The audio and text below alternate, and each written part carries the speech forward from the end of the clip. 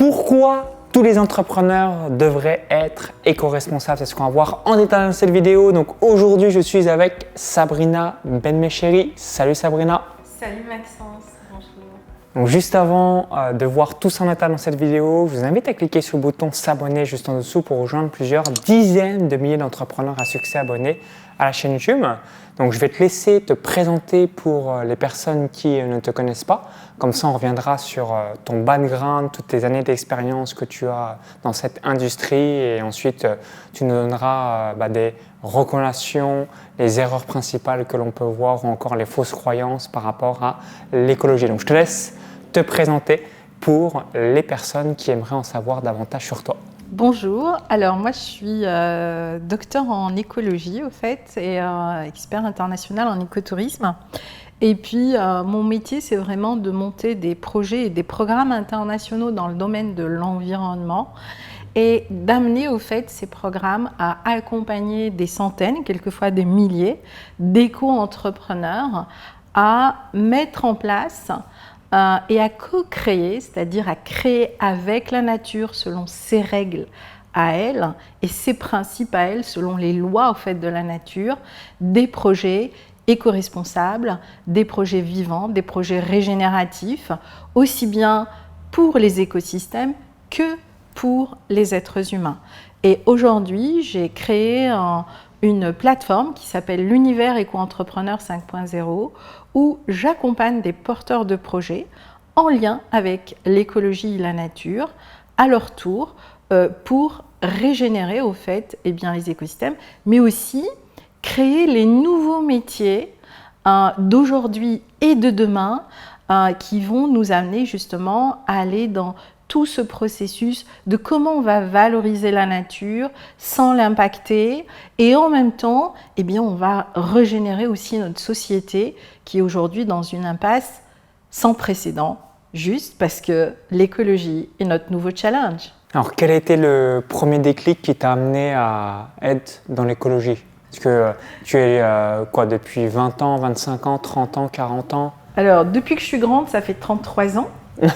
Excellent. Mais en réalité, tu as pu voir, tu vas nous partager aussi tout à l'heure, l'évolution entre 33 ans, ce que souvent on dit dans les grands rapports, dans les immenses synthèses, peu de choses ont évolué aujourd'hui par rapport à il y a 40 ans en arrière et tous les scientifiques disaient en 40 ans en arrière, il y aura malheureusement des gros problèmes par rapport à l'écologie sur cette planète.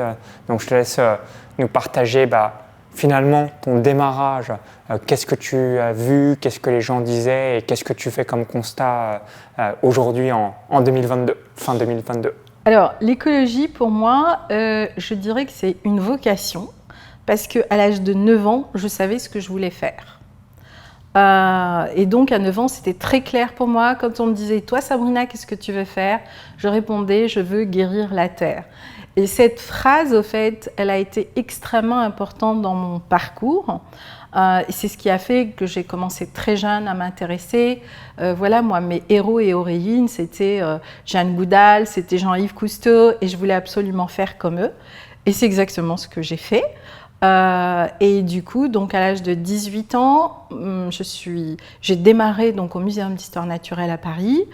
Et j'ai commencé d'abord par étudier les écosystèmes. Et très vite, mon premier constat, ça a été de comprendre à quoi ça sert d'être une super scientifique si ce que je comprends, c'est pour moi toute seule dans ma tour, au fait. Il faut permettre à tout le monde de comprendre, voire d'aimer la nature pour avoir envie de la protéger. Ce qui m'a emmenée à ma deuxième expertise, qui est l'écotourisme. Et là, a vraiment commencé une toute autre expérience parce que là, j'ai commencé à voyager, à aller rencontrer les peuples racines, les peuples autochtones et j'ai vu qu'il y avait une autre vision de l'écologie, une autre vision de la nature qui était plus en lien justement avec cette notion du vivant. Et pour moi, il y a deux choses aujourd'hui qui sont importantes et qui doivent travailler ensemble. Être éco-responsable, c'est avoir un impact minimum sur l'environnement. J'ai envie de dire, c'est le principe de la bio. La bio, on peut faire du hors-sol, mais c'est du bio. Donc, j'ai déjà un impact minimum sur la nature. c'est donc ce qu'on appelle friendly. En revanche, le vivant, c'est ma relation organique, moi en tant qu'être vivant, avec l'écosystème. Elle est de l'ordre du vibratoire. Et ça, c'est vraiment ce que j'ai appris en allant rencontrer tous ces peuples racines qui ont une autre relation à la nature. Et j'ai commencé à apprendre autre chose avec eux. Et pour moi, aujourd'hui, les deux sont essentiels parce que notre crise vient, entre autres aujourd'hui, nous avons une compréhension qui est beaucoup trop mentale au fait de la nature. Et on a besoin justement de développer ce nouveau lien, cette relation. Théodore Monod me disait toujours, mon petit, il ne suffit pas de comprendre la nature, il faut l'aimer. En deux mots, ce qu'il me disait, il faut la vibrer au fait. Parce que ce qui est vivant vibre en même temps que nous. Et quand on travaille avec la nature selon ces deux principes, eh bien, on peut obtenir des résultats absolument juste exceptionnels. Et donc, mon premier constat, ça a été de voir que l'on pense trop la nature, qu'on a une relation beaucoup trop quelquefois mentale, ouais. Tu vois, elle n'est pas organique. Et du coup, qu'est-ce qu'on fait? On essaye de mettre la nature dans des stratégies. Et pendant 15 ans, au fait, on m'a fait appel parce qu'il y avait des super stratégies, mais ça ne marchait pas. Et comment on allait faire que ça marche? Comment on allait régénérer l'écosystème? Comment on allait faire que les populations locales se réapproprient les démarches? Et du coup, ça a été, voilà, c'était toute ma période où je dirais, j'étais un peu dans ce combat pour l'écologie, d'accord? Et à partir de là a commencé cette autre expérience qui était tout simplement voyager, entreprendre et valoriser. Ça, c'était le deuxième constat. Le troisième constat, c'est qu'il nous aura fallu la Covid pour commencer à réfléchir éco-responsable et vivant. Donc, ouais, c'est-à-dire que quand tu as démarré jusqu'au confinement mondial en mars-avril 2020, rien de spécial avait vraiment été mis en place. Généralement, donc avec les politiques et où les gouvernements qui changent tous les 3 à 5 ans, c'est assez dur, j'imagine, de faire des changements réels pour le bien-être de la planète. Absolument, parce que les changements arrivent dans la durée, au fait. Il faut une décennie, en tout cas c'est ce qu'on a vu en travaillant par exemple dans des pays entiers, pour changer de vision et pour adapter et se réapproprier une nouvelle vision. Et c'est sûr que quand on a des politiques qui changent tous les 5 ans, et que ça amène d'autres changements, on n'a pas le temps d'arriver au bout de quelque chose, qu'on a déjà une nouvelle chose. Et du coup, les gens, c'est compliqué pour eux parce que c'est une gymnastique qui n'est simple pour personne. Mais ce que j'ai pu constater, c'est que ce n'est pas une question de financement de projet, ce n'est pas une question d'avoir ou ne pas avoir un projet, c'est vraiment pour moi aujourd'hui une question de changer notre mindset, notre vision et notre relation à la nature et au vivant.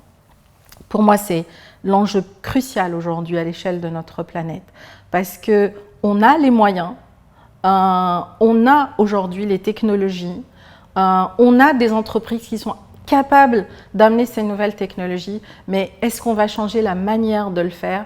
Je crois que ça, c'est notre grand enjeu pour les 20 prochaines années.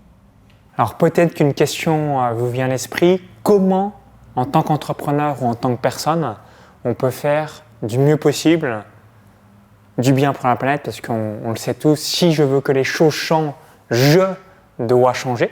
Donc ça part par soi en montrant l'exemple. Et du coup, quelles recommandations tu pourrais donner à tous les entrepreneurs qui vont nous regarder pour être le plus écolo, le plus éco-responsable possible, ou même si on n'est pas entrepreneur, pour justement faire le plus de bien à la planète? Je te faisais une petite remarque.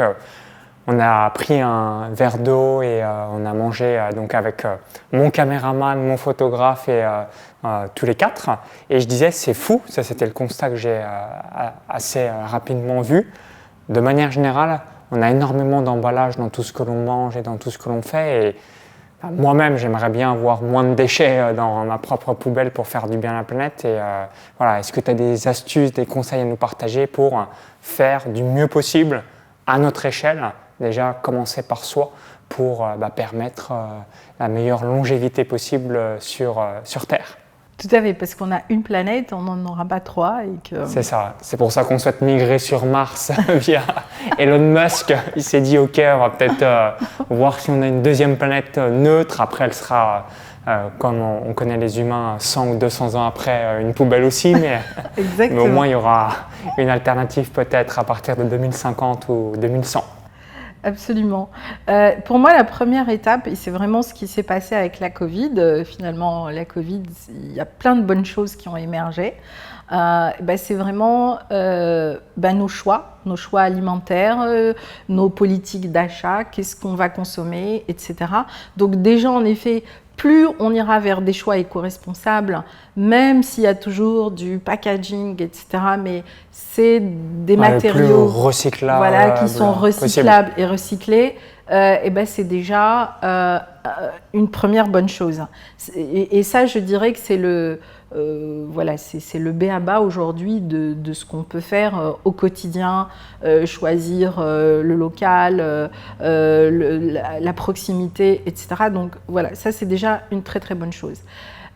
Deuxième chose ensuite qui arrive pour moi, c'est notre conscience de la nature et de tout ce qui nous entoure. Et quelque part, comme disait Bacon, il ne faut pas ordonner à la nature, ou on ordonne à la nature en lui obéissant. Là, on a encore du travail à faire, en fait. Parce qu'on veut encore injecter nos stratégies et notre vision, c'est-à-dire on veut apprendre à la vieille dame à faire son boulot. Ok, je comprends. Et quelque part, c'est plutôt l'inverse qu'on a à faire, c'est vraiment observer ce qu'elle fait et juste dupliquer le processus de ce qu'elle met en place. On a eu un gros challenge sur les oasis où on a régénéré 2500 km d'oasis en 2 ans. Parce que c'est vraiment ce travail-là. On a juste redonné de l'espace à la nature, on l'a laissé faire et ensuite nous, on a juste dupliqué ce qu'elle faisait. Elle est tellement plus intelligente de nous. Elle a une puissance extraordinaire et elle nous l'a montré en 2020. On l'a laissé se reposer 1 année et elle a régénéré beaucoup d'écosystèmes, on a vu des espèces revenir, etc. Donc sa capacité, elle, à faire ce qu'elle a à faire est bien supérieure à tout ce que nous, on pourra faire. En revanche, je pense qu'on a une vraie mission, et ça fait partie des programmes sur lesquels je vais travailler dans les 5 ans qui viennent, c'est comment on va créer des nouveaux métiers, puisqu'on a une capacité extraordinaire à faire du déchet, comment on va faire de nos déchets tous les nouveaux métiers qu'on va créer à l'avenir. Et là, en revanche, je pense que les entrepreneurs vont avoir un génie extraordinaire pour créer des métiers, des filières, innover, etc., etc.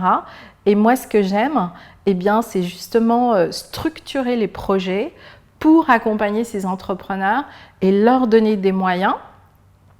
Comme toi, tu sais nous donner de la visibilité. Et ça, c'est hyper important. Je pense qu'il faut les deux aujourd'hui.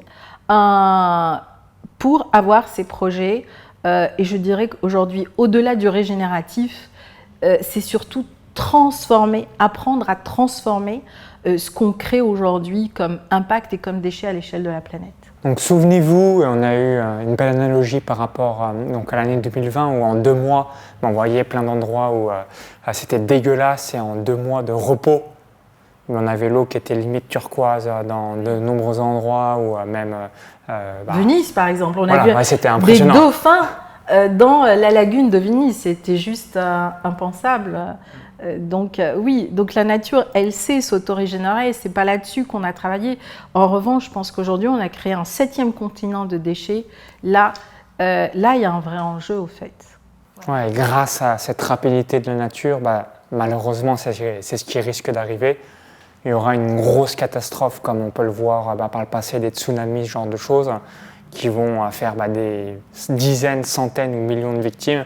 Et c'est ensuite qu'on réagit, l'être humain, dans l'urgence et la douleur, en quelque sorte, même si j'espère que ça n'arrivera pas. Mais malheureusement, c'est comme ça qu'il y a des gros changements qui ont lieu et on voit. C'est ça, moi, le motif d'espoir, c'est de me dire, en l'espace de 6 mois, 1 an, déjà, on peut faire un bien colossal à partir du moment où tout est réduit en termes de déplacement, déchets, ce genre de choses. Et là, justement, on relance un programme où on va vraiment mettre en place, et ça sera vraiment une première, toute une filière justement de réutilisation des déchets, mais surtout des métiers qui vont justement, qu'on va créer, qu'on va mettre en place, qu'on va valoriser. Donc ça veut dire qu'on va travailler avec des centaines d'entreprises qui vont, elles, créer ces nouveaux métiers. Et on a déjà identifié 76 filières juste sur les déchets de la mer. Donc tu t'imagines, sur les autres déchets organiques en lien avec l'agriculture, enfin, je veux dire, le chantier, il est juste énorme. Et rien que si on remet notre focus sur ça, je pense qu'on va créer des milliers de nouveaux emplois. Et pour moi, aujourd'hui, c'est pas tant régénérer la planète, j'ai envie de dire, c'est clean the planet, quoi, c'est nettoyer. Ouais, c'est vraiment Ça, c'est notre responsabilité, tu vois. Et ça, pour moi, c'est voilà, ça, c'est des vrais enjeux sur lesquels on peut travailler à un niveau international, finalement. Alors maintenant, j'aimerais que tu nous partages quelles fausses croyances ou objections que tu reçois du grand public, finalement, par rapport à l'écologie. Je vais donner un ordre d'idée. Souvent, quand on dit soit écologie, éco-responsable, ce genre de choses, bien, il y a ce jugement qui fait ok, mais comment tu veux que je fasse parce que comment tu veux que je me déplace si j'ai pas de voiture, comment tu veux que je voyage par rapport à tel ou tel endroit si je ne prends pas l'avion. Est-ce que tu as des fausses croyances ou des objections ou des points précis que le grand public non écolo ou non éco-responsable t'évoque ou évoque de manière générale que tu pourrais nous partager? Alors, je vais être un peu provocatrice, mais je vais parler de moi, certains se reconnaîtront. Vous pensez bien que la petite fille qui avait 9 ans, ce qu'elle voulait, c'était sauver la planète. Donc sauver la planète, c'est sauvant le soldat Ryan, quoi. Il fallait y aller. Et cette attitude-là nous amène dans le combat contre plein de choses, contre la désertification, contre le réchauffement climatique, contre... J'ai envie de dire, stop, quoi. Elle n'a pas besoin qu'on la sauve, au fait. Elle n'a pas besoin qu'on soit contre des causes. Et je parle de moi, parce que j'ai été pendant longtemps contre beaucoup de choses. Et aujourd'hui, j'ai arrêté d'être contre, je suis pour. Pourquoi? Parce qu'il y a une clé qui est essentielle, au fait, justement par rapport à ce que tu dis. Ça ne sert à rien de culpabiliser parce que j'ai pris l'avion, parce que ci, parce que ça. Ce qui est important pour un écosystème, il faut que la quantité de biomasse qui sort, c'est-à-dire ce qu'on lui demande de produire, soit équivalente à la quantité de biomasse qui rentre, donc qui lui permet de se régénérer. Et quand la nature n'a pas cette balance entre les deux, eh bien, qu'est-ce qu'elle crée? Elle crée des stratégies biorégénératives. C'est ce qu'on appelle, nous, les catastrophes naturelles. Aujourd'hui, c'est prouvé. Après un tsunami, la biodiversité dans un lieu peut augmenter jusqu'à 60%. Okay. Voilà. Et aujourd'hui, il y a plein de démarches au Japon, puisqu'ils ont beaucoup de tsunamis, qui sont en train d'étudier au fait les tsunamis comme des stratégies biorégénératives. Donc, c'est quoi au fait? C'est ce que j'appelle la balance alchimique. C'est la première loi de la nature. Rien ne se perd, rien ne se crée. C'est pas moi qui le dis, c'est Monsieur Lavoisier. Et Monsieur Lavoisier, c'était un alchimiste. Et d'ailleurs, je dis souvent, je suis une entrepreneur alchimiste. Parce que ce qui est important, c'est vous avez consommé plein de choses qui sont pas bonnes pour la planète. Et bien, à un moment, équilibrez juste votre facture. Voilà, c'est ce que j'appelle avoir une facture écologique positive. Et bien, si vous arrivez à équilibrer votre facture, pour la planète, c'est 0. Le reste, encore une fois, elle sait faire. Ouais, c'est ça qui est assez fabuleux et un motif d'espoir pour l'avenir, c'est que la nature a tous les éléments pour se régénérer elle-même. Elle n'a pas besoin de l'être humain, c'est juste que nous, en tant qu'êtres humains, les plus de 7 milliards de personnes sur cette Terre, on pillonne en quelque sorte la nature et elle, logique, comme si on faisait une grève de la faim, mais on va puiser dans les réserves de notre corps et puis le moment où on remange, il y a un gros stockage comme l'exemple des catastrophes naturelles pour se régénérer. Absolument, je veux dire, elle a plein de stratégies aujourd'hui qui nous bousculent profondément, mais au fait, là-dessus, je pense qu'elle a beaucoup d'avance sur nous. En revanche, nous arrêtons de l'impacter et ça commence par changer nos habitudes et nos modes de vie, nos modes de consommation. Et après, je pense qu'aujourd'hui, si on veut aider la planète à s'auto-régénérer, c'est vraiment nous occuper de nos déchets. Pour moi, c'est ça, en fait. C'est qu'est-ce qu'on fait de tous ces déchets, comment on va les récupérer, comment on va nettoyer les océans. Ça, c'est notre rôle, parce que ça, c'est nous qui l'avons fait, au fait. Et du coup, pour rebondir par rapport à ton petit calcul, aujourd'hui, on est quoi? 1 sur 10, je vais donner un exemple. Pour 1 calorie mangée, on en dépense 2, on en dépense 3. Pour voir à peu près le curseur, c'est... Alors, il faut à peu près, il nous faut 15 calories d'énergie pour végétale pour créer une animale. Donc déjà, plutôt l'inverse, pardon, par rapport aux animaux, d'accord? Donc c'est 15 pour 1, Okay. D'accord? Donc c'est sûr que plus on va consommer du végétal, et moins on va consommer par exemple de viande, etc., ça déjà, ça a un impact énorme, positif sur la planète. Après, je pense qu'aujourd'hui, à chacun de nous d'estimer qu'est-ce qui est essentiel. Pour moi, c'est très simple, en fait. On peut faire plein de calculs, mais revenir à qu'est-ce qui est essentiel pour moi. Et ça, c'est vraiment ce que j'ai appris en vivant avec les nomades. Ils vivent avec ce qui est essentiel pour eux. Et je pense même qu'aujourd'hui, dans certains pays, ils sont beaucoup plus adaptés à traverser la période que l'on vit que chez nous, en fait. Parce qu'on vit avec l'essentiel.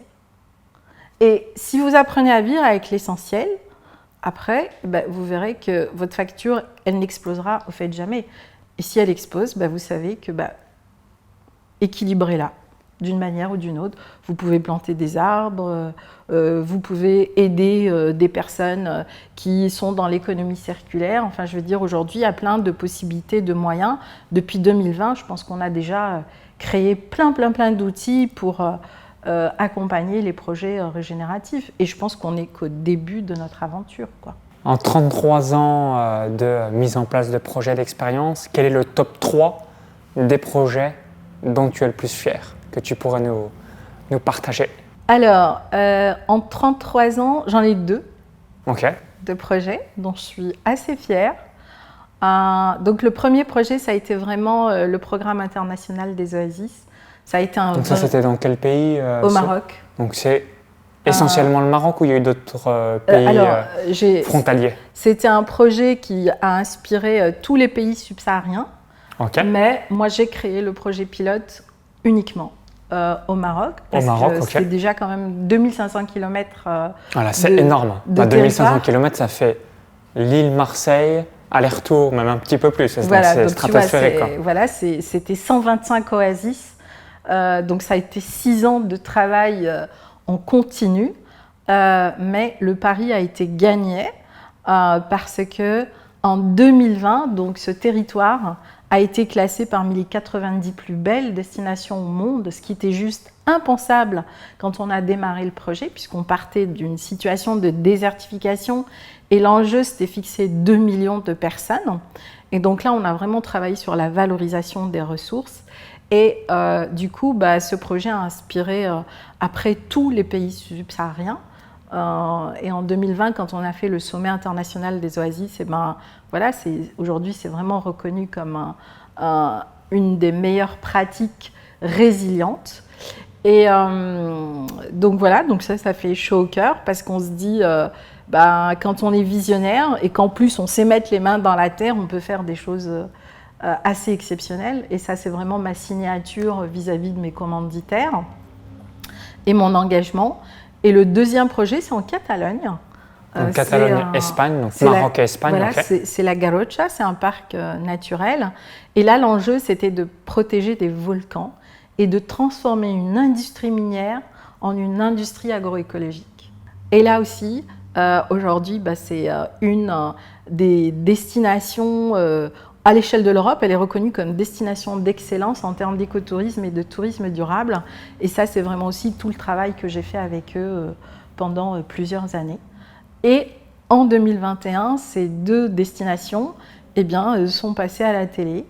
Voilà. Après, j'en ai d'autres, mais ça, c'est vraiment celle dont je suis le plus fière, au fait. Merci Sabrina par rapport à tes conseils. Quel message aimerais-tu laisser faire passer dans cette vidéo pour toutes les personnes qui nous écoutent? Eh bien, mon message, c'est si vous aimez la nature, peu importe le métier que vous faites, ce que vous avez, eh ben, faites un premier pas, que ce soit à titre personnel ou à titre professionnel. Et voilà, et puis sachez que quels que soient les métiers qu'on a aujourd'hui, déjà on peut être éco-responsable, c'est-à-dire avoir un impact minimum énergie, etc. dans son entreprise avec la nature en fait. Donc ça c'est vraiment... Toutes les entreprises peuvent être éco-responsables, il n'y a pas des thématiques qui pourraient être exclues ou... À part ceux qui extraient le pétrole. Ouais. Voilà, toutes les autres, je pense que oui, elles peuvent l'être. C'est-à-dire soit l'entreprise, soit l'entrepreneur. Mais voilà, après, il faut juste essayer de chercher dans les différents domaines qu'est-ce qu'on peut mettre en place et comment. Mais oui, absolument. Pour finir sur une dernière question, quelles sont, selon toi, les 3 principales erreurs que tu vois lorsqu'on se lance dans l'écologie ou encore si l'on devient éco-responsable? Qu'est-ce que tu observes? Alors là aussi, ça va peut-être en faire bondir quelques-uns, mais c'est une des vidéos que j'ai faites la semaine dernière. Si vous voulez entreprendre un projet éco-responsable et vivant, alors les 3 erreurs que font les personnes, c'est qu'elles vont commencer par faire une étude de marché. Quand on travaille avec la nature, on n'a pas besoin d'une étude de marché. Ensuite, ils vont faire un business plan. Deuxième erreur, on n'a pas besoin d'un business plan. Et troisièmement, au fait, souvent les entrepreneurs n'ont pas au moins une vision à 5 ans, voire à 10 ans de leur projet. Et je dis toujours, si vous n'avez pas au moins une vision à 5 ans, vous n'avez pas de projet.